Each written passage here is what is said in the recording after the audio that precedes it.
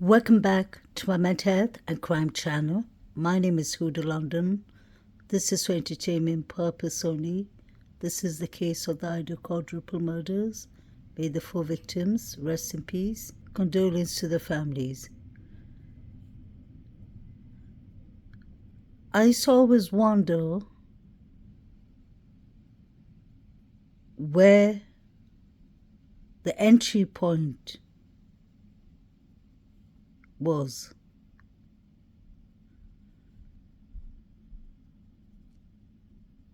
The police has always said it was either the sliding door or the windows. Pay attention to the window where the forensic team is at. It seems to me like there's a round circle. I wonder if the window was cut in a circle.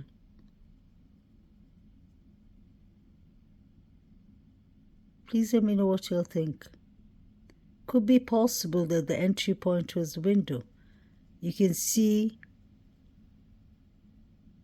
a handle inside the window on the upper window, basically the upper glass. You can see a white handle that you can open the window. I wonder if that was used as the entry point.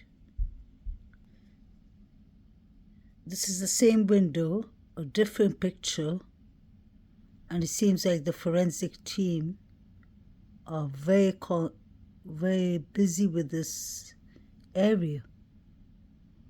I wonder if this was the entry point. But let's not forget, many people have the code to get inside from the front of the house. This was an article on New York Post, I believe. This was at the very beginning.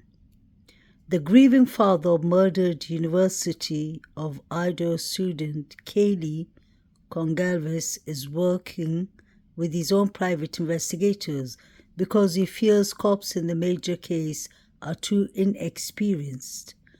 Steve Congalvis raised these fears Sunday in an exclusive interview with the Post, I believe that's the New York Post, saying he was also concerned that one suspicious character had been ruled out too quickly, seemingly allowing him to flee the country without taking a DNA test. He lashed out at the lack of leads coming from cops who backtracked on claims that the killer appeared to be targeting at least one of the 4 roommates and have yet to even suggest a profile of the likely slasher. Trigger warning. So this is what Kaylee's father, Steve, said in the beginning. The person he's referring to, we all are aware of, is a.k.a. John Jack Showalter. Some people call him Jack Showalter, but on his Facebook it states his name is John Jack Showalter. So clearly the Congalvis family wasn't satisfied with the way the case was handled at the very beginning. This is extremely important because no DNA was taken of Jack Showalter, according to Steve. That's what he heard. It could just be a rumor because Chief Fry said he took proper police integration with the people of interest. But if Jack Showalter fled and drove to his parents' cabin, how would they have taken a DNA of him? Or how could they have seen if he has cuts on his hands or fingers or his body or face? Steve continued saying one of the murder squad officers is only 26. He complained, meaning he was only 19 when the sleepy city of Moscow last had a slaying in 2015. So they're just inexperienced, and I don't want anyone making mistakes in my child's case, Congalvis told the Post, also blasting the officers as not exactly the most tech-savvy people. I talked to detectives, he said, making clear he was keeping away from internet sleuths, whom he dismissed as Hollywood SHIT, I guess. One of the private detectives I talked to has 50 years in the game, he said, of the outside help. That is Steve's words. Kind of strange that he called the internet sleuths Hollywood SHIT when we're hearing of Steve exchanging emails with Brad from TikTok and different people. I don't believe from the beginning that it's right for any internet sleuths to take contact with anyone's family, the victims' families. That's why I reacted to when Xana's mother was brought by two creators on a panel and promised money, and she was let down. That is what happens when we are not mindful and get too involved in certain things that are out of our boundaries. Here's the picture again on the right. Looks like a round circle, like the glass is split into a round circle for someone to open up the handle. Quite strange. We are trying to give them the benefit of the doubt, he said to the police investigators. The grieving dad still hopes cops will be heroes and prove him wrong by ultimately emerging with breakthroughs that solve the case. So this was in the beginning. I love to be wrong, and we can get this guy, he told the Post.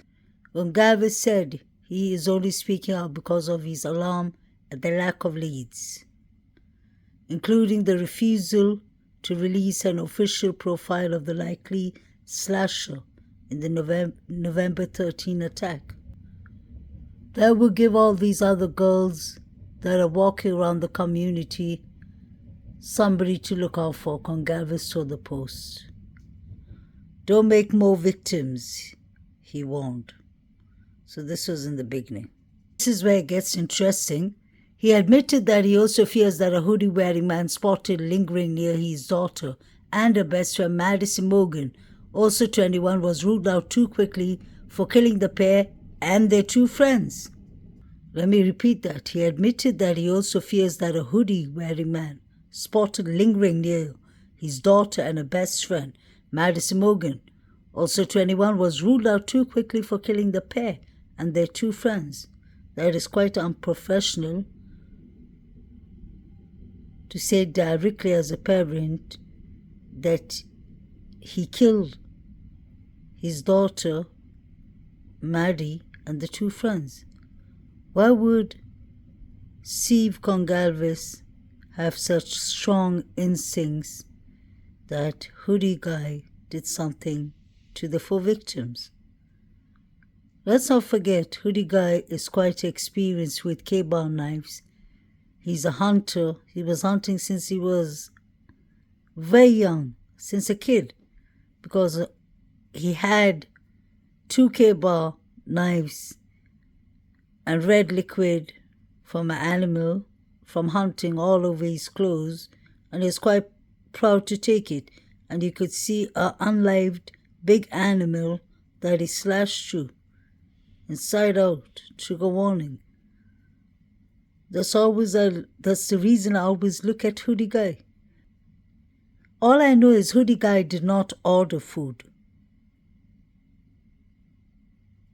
The girls left without him. He jumped into a red car.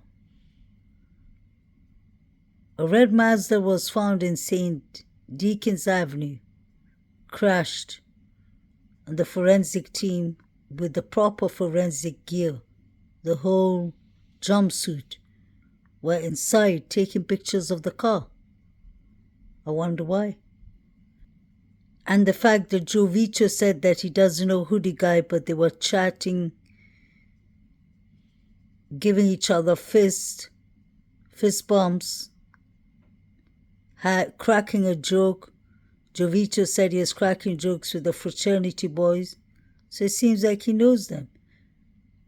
Steve continued by saying some people came to us and said that he's out of the country. He didn't take a DNA test, he said. So I don't know if this was rumors or speculations going on in the very beginning. It just said that hoodie guy drove 5.5 hours to his parents' cabin. Let's not forget he lives in Queens Road, 30 seconds or maybe 15 seconds away from 1122 Kings Road, the crime scene. Hoodie guy follows Zana on TikTok. He follows Maddie on Instagram.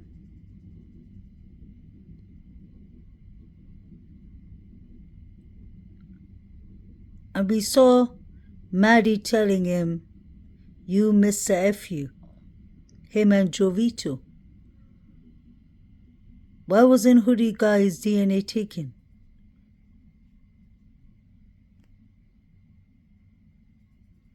Steve said, "So we would like the police to tell us what his alibi was," he said, saying he would be able to move on if they could confirm it was solid.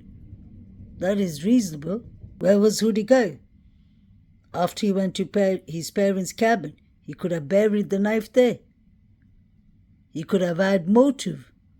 The girls were kind of rude to him.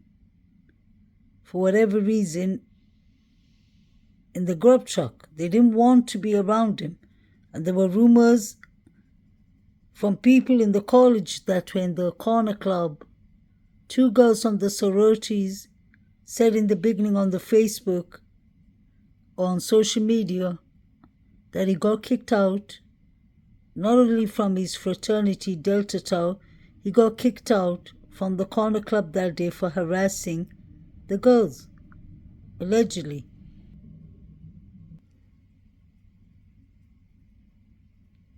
I'll let you all read this. So I really wonder if the entry point was this window here. It could have been. So this is who Steve is talking about, John Jack Showalter. He was kicked out of his fraternity Delta Tau Delt. He's AKA Hoodie Guy. His DNA allegedly wasn't taken, according to Steve. He lives in Queens Road, right next to the girls. He's experienced with K-bar knives. He's skilled in hunting. He had one used K-bar knife, trigger warning on his Facebook. He's taken it all down. He has parents that are surgeons and doctors. He has 2 brothers that are doctors. And he went off to his parents' cabin. It was later said he went to Africa, which I don't believe, but he did drive to his parents' cabin. So how would the police take a DNA of him? This was his Facebook, which he took down, I believe. What is strange is that Jack John Showalter, knows Bethany Funk and Dylan Mortensen, the surviving roommates, all went to Boise High School. So these are people who know each other, which is kind of interesting. I've always pointed that out. When you have 3 people who know each other, it could be an advantage for them. Somebody could have left the door open for him to come in. He seemed to be very upset when he left the grub truck. And I've never said that BK is innocent or guilty. But my question is, did BK did the quadruples by himself? Or did he have help? By Jack D, allegedly? Or by Jack Showalter, allegedly? Or David Lodge? I'm putting out the names there because these names have been there from day one. They will all try to fight with you. So we know about that. And Zana. Jack Showalter Hudiga was the last person seen with the girls. Jovita was one of the last people. So I believe they're extremely important, especially if the interviews were done over the phone and no DNA was taken. There was 3 unidentified male DNAs. Whose DNAs was that? And how come the lab hasn't still provided it, according to what we knew last in December?